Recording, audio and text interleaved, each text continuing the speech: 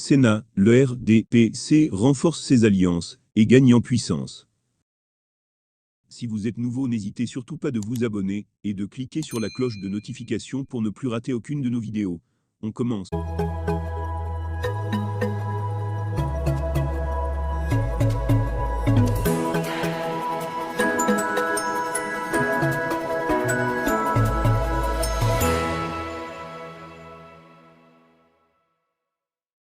Sénat, le RDPC renforce ses alliances et gagne en puissance.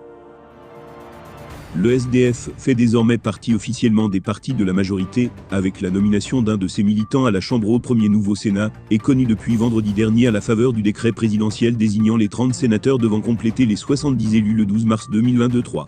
Les alliés traditionnels de la majorité présidentielle y occupent une place de choix, UPC, Inde, AND, MDR.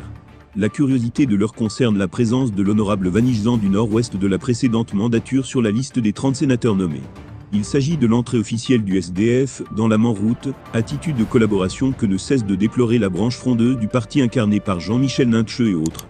À défaut d'exister par la magie des urnes, le SDF consacrera son ancrage par la magnanimité présidentielle de la nomination.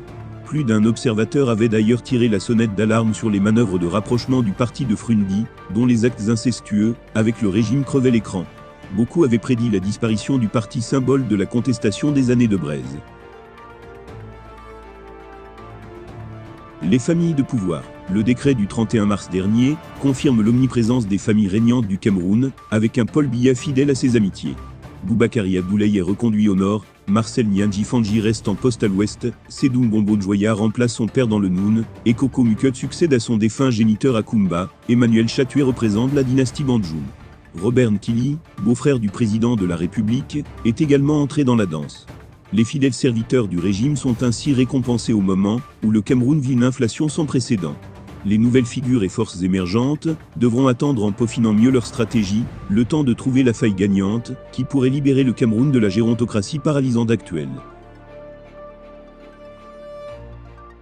Et bien chers abonnés, c'est ainsi que nous arriverons au terme de cette édition. Espérant qu'elle vous a plu, n'hésitez surtout pas de nous laisser un commentaire. Merci et à bientôt pour une nouvelle édition.